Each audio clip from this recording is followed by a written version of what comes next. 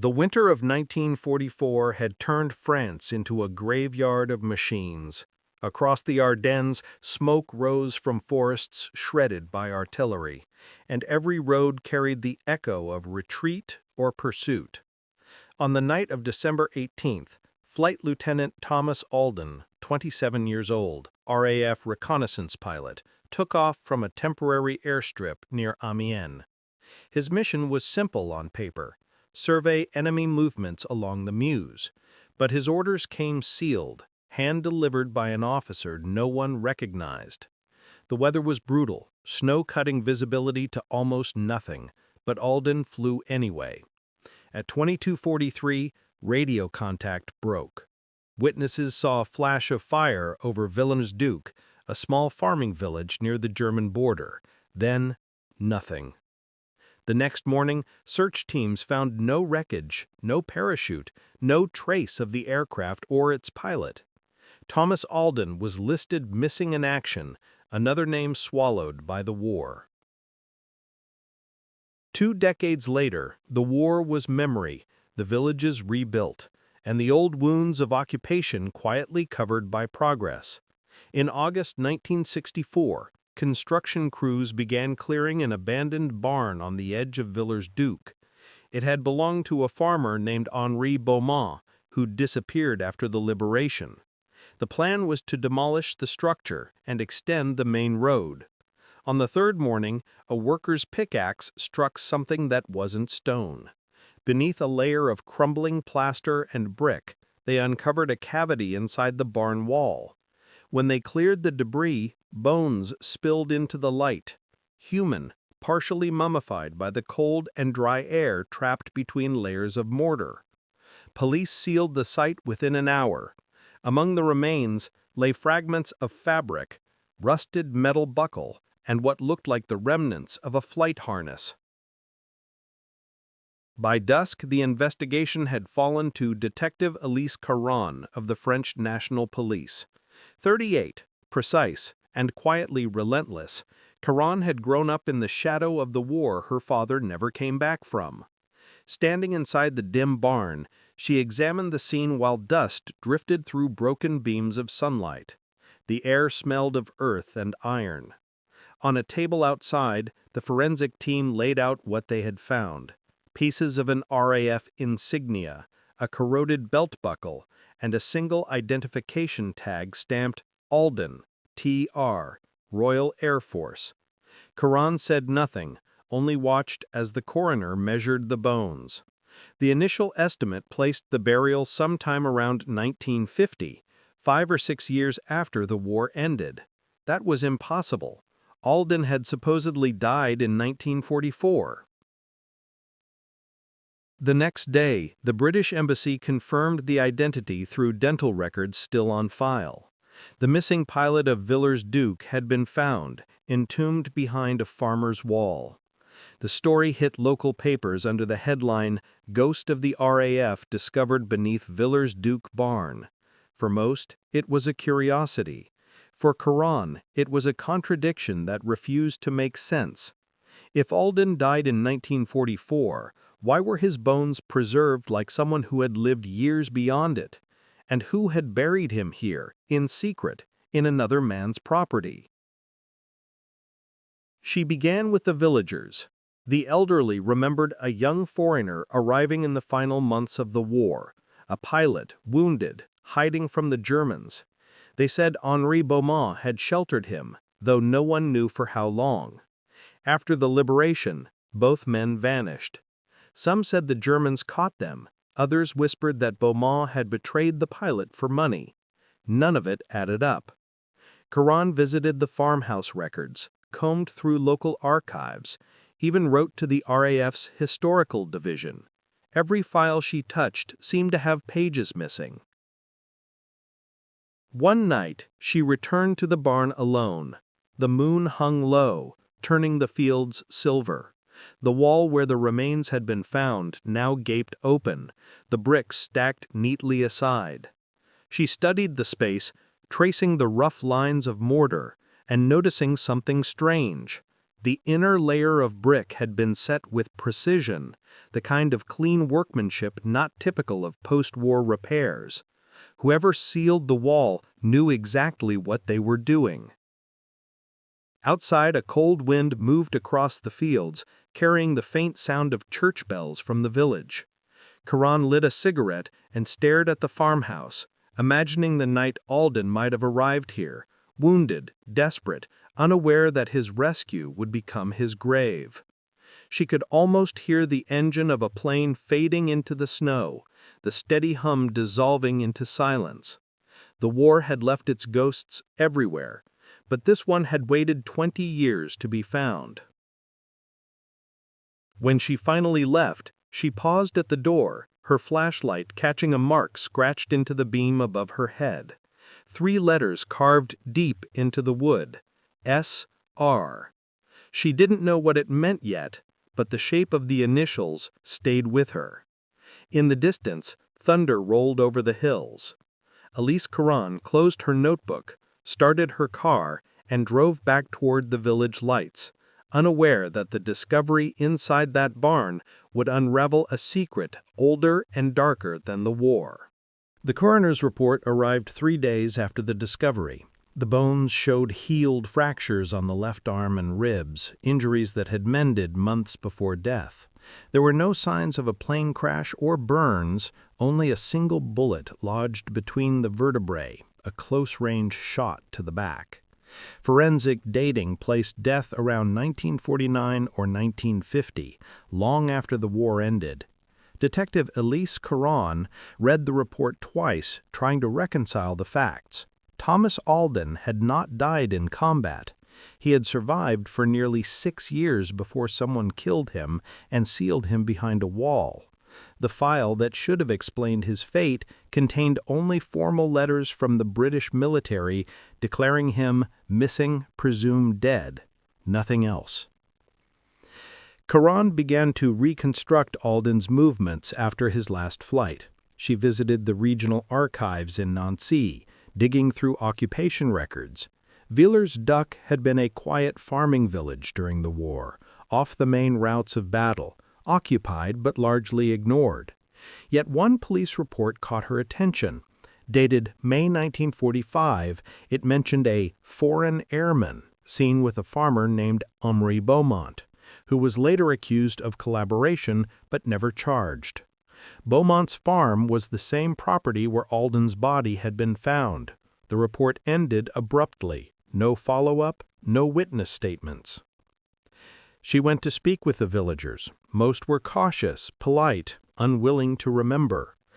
An old woman named Marie Tissot, who had been a child at the time, recalled a tall man with fair hair staying at the Beaumont house for a winter. He couldn't speak French, she said, but he helped fix the roof. Henri called him his cousin. Others mentioned that soldiers, French, not German, had come to the farm in the spring of 1946 and taken Henri away. He never returned. His property remained abandoned until his relatives sold it to the state a decade later. Back in her office, Karan spread photographs of the evidence across her desk. The bones, the uniform scraps, the RAF tag, the initials SR carved into the barn beam. She compared the letters to military code sheets and found nothing. Late that evening, a call came from the British Embassy in Paris. A man introduced himself as Major Leonard Shaw, liaison to the Ministry of Defense. His tone was polite but firm. "Detective Karan," he said, "we appreciate your efforts, but this case involves classified wartime operations. For security reasons, we must request that all recovered materials be transferred to British custody." Karan refused, citing French jurisdiction. Shaw thanked her and hung up without argument. The next morning, 2 men in suits were waiting outside the morgue, their identification papers embossed with NATO seals. They collected Alden's remains and left without signing the release log. When Karan questioned the staff, no one had the authority to stop them. The case was slipping out of her hands. Determined to find proof before it vanished, she returned to the Beaumont farmhouse. In the bedroom walls, she found a loose panel. Inside was a small tin box lined with wax paper. It contained several black and white photographs, Alden and Beaumont standing beside a truck, both smiling, a letter written in English on RAF stationery, and another dog tag bearing the name of Lieutenant Colin Dyer. Dyer had been Alden's wingman, also listed as missing in action. The letter inside was unsigned, but mentioned a location south of the village and a phrase that didn't fit. Operation Harrow successful. Await extraction. Caron took the items to a translator in Paris who confirmed the meaning. Extraction, he said, usually means retrieval, not rescue. She searched for Operation Harrow in French and British archives. Nothing. No reference, no file, no mission by that name. It was as if it had never existed. Weeks passed. Official channels grew colder. Her superiors hinted that the British had lodged a complaint about her interference. Newspapers lost interest, but at night she kept returning to the evidence. The pattern of Alden's injuries, the missing companion, the phrase await extraction, it all suggested that the flight from 1944 had been more than reconnaissance. He had seen or carried something worth silencing. One evening, as she left the precinct, a stranger approached her on the street. He wore a long coat and spoke softly, without introducing himself. "You're looking for Beaumont's pilot. Stop. You're digging in graves that don't belong to you." Before she could respond, he walked away into the crowd. When she returned to her car, the passenger seat held an unmarked envelope. Inside was a single page torn from a field logbook. Written in faded pencil were coordinates, a date, March 1945, and 3 words: he saw everything. That night, Caron couldn't sleep. She pinned the new note to her wall beside the photographs and stared at the web of string connecting them. The village, the pilot, the missing farmer, the foreign interference, they were all parts of the same buried story. Somewhere in those empty fields outside Villar's Duck lay the reason Thomas Alden had lived past the war only to vanish again. She closed her eyes and whispered the thought she had been avoiding for weeks. The person who killed him hadn't done it out of hatred or revenge. It had been an order. Winter came early that year, covering Villers-Duc in frost and silence. Detective Elise Caron was ordered to transfer her findings to the regional office, but she knew what that meant. The case would vanish into bureaucracy. Instead, she made copies of every document she had: photographs, reports, the note with the coordinates. She marked each copy with her initials and locked them in her apartment safe. Officially, the investigation was suspended due to inconclusive evidence. Unofficially, someone had decided that Alden's story had gone far enough. Caron followed the coordinates found in the envelope. They led her to a wooded area outside the village, an abandoned airfield built by the Germans in 1943.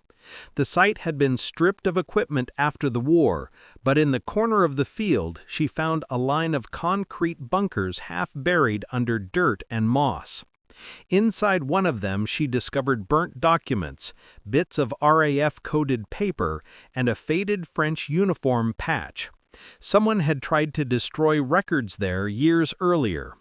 In the ashes lay a rusted pistol stamped with a British serial number. She bagged the weapon and returned to Paris to have it tested. The ballistics matched the bullet recovered from Alden's spine. She filed the report immediately, but within a week the evidence disappeared from storage. The clerk responsible said 2 men from the Ministry of Defense had collected it for national review. When she asked for their names, the request was denied. Caron began to realize she wasn't facing an isolated wartime murder. She had stepped into something protected by both governments. Major Leonard Shaw reappeared without warning. He met her in a cafe across from the British Embassy, calm and courteous. He told her she was chasing ghosts and that reopening old wounds served no one. Lieutenant Alden's death, he said, was part of a classified exchange. Sometimes truth can't be declassified. His words sounded rehearsed. When Carone asked about Operation Harrow, he paused just long enough to confirm it existed before claiming the rest was above his clearance. "You have a future, detective," he said. "Don't waste it on a file that's been closed for 20 years. He left a business card on the table. On the back was a handwritten line. "This never happened." Instead of stopping, Carone dug deeper. She traced the name Colin Dyer, Alden's missing wingman, through RAF veteran lists and finally found a match. A death certificate dated 1949, registered in Switzerland, cause listed as accident, but the signature of the attending officer was the same as on Alden's flight log, Major Shaw. The coincidence was too neat. She began keeping notes in code and avoided speaking about the case on the phone. One night she returned home to find her apartment door unlocked. Nothing was stolen, but her files had been moved. She understood the message. She traveled to Geneva using her vacation days and met with a former RAF intelligence officer who agreed to talk off-record. His name was Peter Haynes, a retired analyst who'd served in post-war Europe. Haynes told her Operation Harrow was not reconnaissance, but retrieval. Near the end of the war, Allied pilots had been sent to collect documents and personnel connected to chemical weapons research before the Soviets reached them. Alden and Dyer had been assigned to escort a scientist named Eric Voigt, who defected to the British. Something went wrong. Alden saw something he shouldn't have, Haynes said. He refused to cooperate and they needed him to disappear. When Carone asked who they were, Haynes looked away. He said, "Not just us. The French were involved too." Everyone wanted a piece of the same prize. Returning to Paris, Carone found herself under review for unauthorized foreign contact. Her superior warned her that the British Embassy had filed an official complaint. She was temporarily suspended. Still, she couldn't stop. She visited Beaumont's surviving relatives and learned that he'd written letters after 1945 describing a man hiding in the cellar and fearing men in uniforms who weren't Germans. The last letter was dated February 1946. The next month, both Beaumont and Alden disappeared. Carone compiled everything into a report and sent copies to 2 newspapers. Neither responded. Weeks later, a plain envelope arrived at her flat containing a single photograph. A group of men in military uniforms standing in front of a warehouse. Alden and Shaw were both in the picture, alive, post-war. On the back was a stamp. NATO, Munich, 1948. The photo proved Alden had survived at least 4 years beyond the date of his official death. She took it to her captain, who stared at it in silence before locking it in his drawer. "Forget this, Elise," he said. "You're touching something you can't fight." By the end of 1965, the file on Alden was marked closed due to insufficient evidence. The barn was sealed again, and official records listed the case as a historical anomaly. Carone was reassigned to another division. She kept a single photograph and the copy of Alden's dog tag hidden in her coat pocket. When she passed the British Embassy on her way home, she saw Major Shaw smoking outside.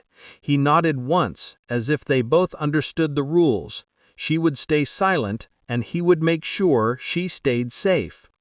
That night, Carone placed all her remaining notes into a box and sealed it with tape. She wrote one word on top, "Truth." Then she stored it in the attic of her sister's home outside Dijon. She told no one where it was. The next day she returned to work as if the last year had never happened. But every time she saw a military plane cross the sky, she thought of Thomas Alden, a man who lived through a war only to die because he had seen too much. Detective Elise Caron returned to routine cases, but the discovery of the photograph never left her mind. She avoided talking about it at work, yet every night she studied the image again under a desk lamp, focusing on the details: the NATO insignia on the truck, the warehouse number, the faint outline of a mountain range behind the men. Using old maps, she traced the location to Mulek, near the American sector. The year on the back, 1948, matched the timeline when many post-war intelligence operations shifted focus to the Cold War. The photo proved that Alden had not only survived, but had been absorbed into some form of post-war program.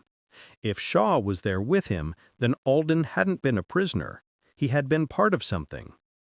Caron requested leave and quietly traveled to Germany. Munich was crowded with rebuilding projects and NATO offices. She visited the address listed near the photo's warehouse. The building still stood, now used as a logistics depot. A clerk confirmed that during the late 1940s it had been under Allied supervision. When she showed him Alden's picture, the man hesitated. "We had British and American scientists working there," he said.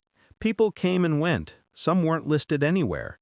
He mentioned the name Dr. Erich Voigt, the same German scientist Alden had been ordered to retrieve.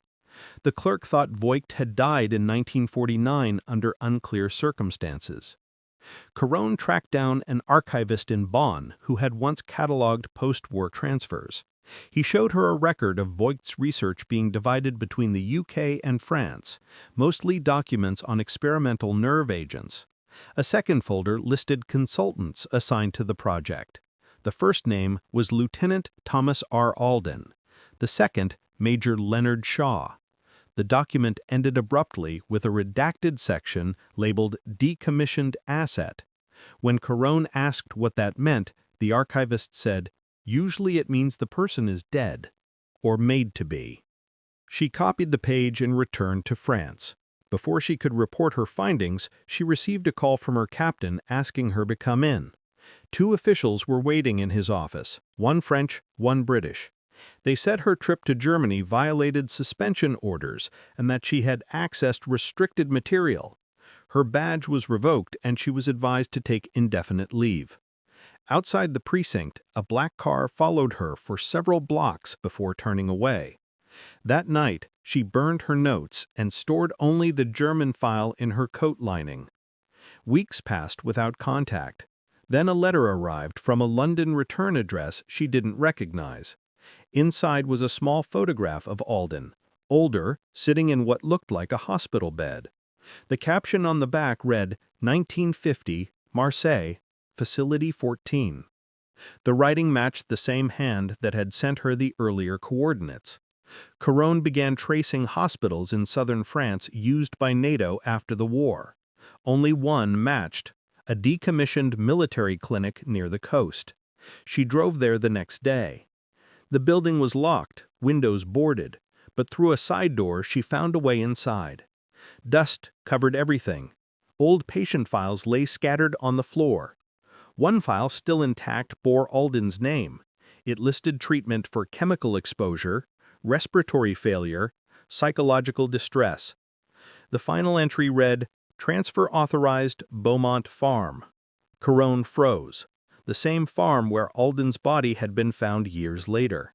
It meant someone within the facility had sent him there, not as a prisoner, but as someone to be hidden.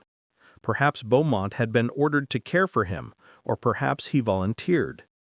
As she searched the records, a noise echoed in the corridor. Footsteps. She turned off her flashlight and waited. A door creaked open nearby. Then the sound stopped. When she checked again, the corridor was empty, but a fresh cigarette butt lay on the ground, still warm. She left immediately. That night, she checked into a small motel under another name and copied the file before mailing it to a trusted journalist she had met months earlier. She included a note, "If anything happens to me, publish this." The next morning, the journalist called. "Your file is incomplete," he said. The transfer orders were signed by both the British Ministry of Defense and the French Interior Ministry. Someone high up approved it. Before he could say more, the line went dead. Caron decided to confront Major Shaw one last time. She found him at a military conference in Paris, older but composed as ever.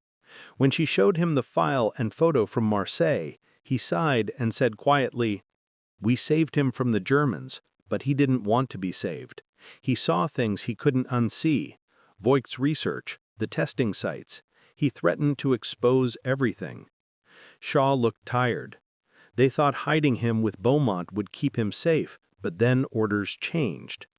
"Who gave the order?" she asked. Shaw didn't answer. Instead, he placed a small envelope on the table and stood up. "If you open this, you'll regret it, but you'll understand." He walked away without looking back. Inside the envelope was a photograph of a warehouse interior, rows of barrels marked with the Nazi eagle, the same symbol visible in Alden's reconnaissance footage years earlier. Beneath it was a single line of typed text: "Transferred under Operation Harrow, 1946. Caron understood then that Alden's death had not been an accident or betrayal. He had been silenced to protect the operation that continued under new flags. She sat in silence for a long time, the photograph trembling in her hands. Outside, the sound of passing traffic faded under the rain, and for the first time she realized how deep the secret truly went. Nearly 20 years passed. The case of the RAF pilot at Villers-Duc was long forgotten by officials, buried under newer scandals and shifting alliances. Elise Caron, now 60, lived quietly in a small house near Lyon. She had retired early from the police, her reputation intact, but her career unfinished. The box labeled "Truth" still sat in her attic, sealed and untouched since 1965. She had learned to live with unanswered questions, but she had never really stopped thinking about Thomas Alden. Some nights she dreamed of the barn, the cold air, and the hollow sound of bones behind the wall. In the spring of 1984, a plain brown parcel arrived without a sender's name. Inside was a cassette tape and a short note written in English. "You were right. Villers-Duc was not the end." The handwriting matched Major Shaw's. Karen found an old tape player and pressed play. At first there was only static, then a weak male voice. "My name is Flight Lieutenant Thomas Alden, Royal Air Force. If you're hearing this, I didn't make it out." His voice was tired but steady. He spoke about being rescued after the war and brought to a facility in southern France where doctors treated him for chemical burns. Then his tone changed. "They said I was part of something bigger," he said. "But it wasn't treatment. They were studying what the gas did to human lungs. It wasn't German work anymore. It was ours." The tape ended abruptly with a sharp sound, possibly a gunshot, followed by silence. Karen sat for a long time staring at the tape.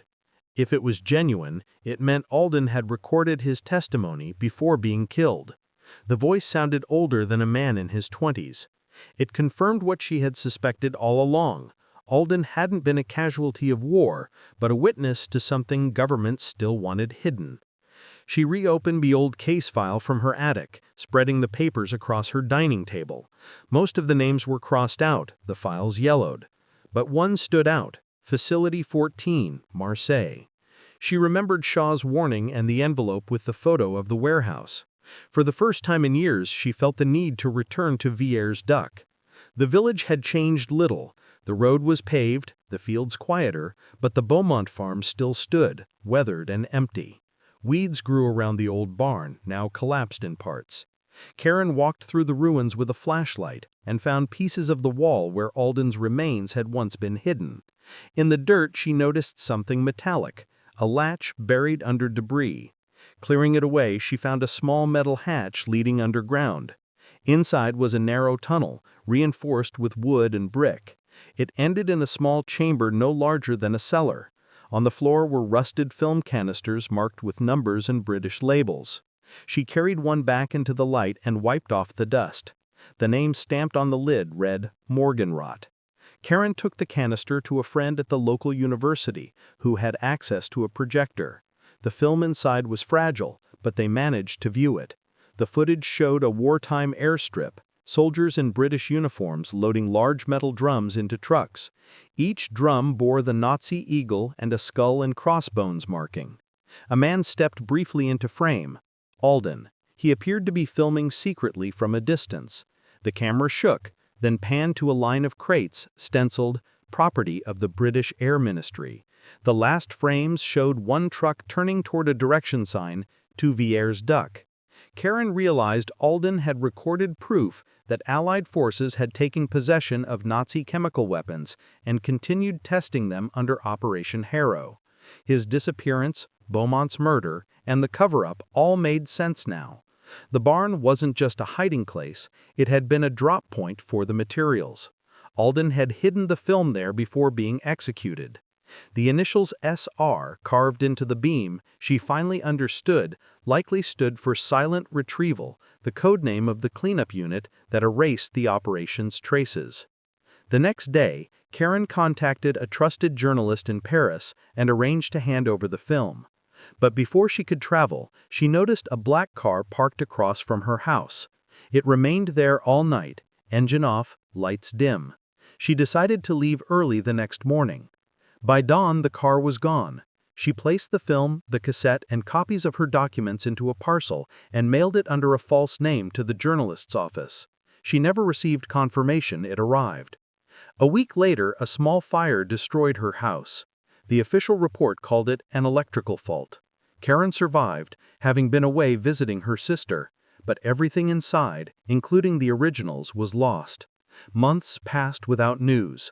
Then one evening she received a final envelope, postmarked from London, containing a single black and white photograph.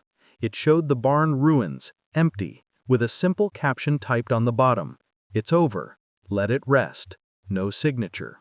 Karen placed the photo inside the only surviving folder from the case. She looked at it for a long moment, then locked it away in her desk. Outside, rain fell against the window.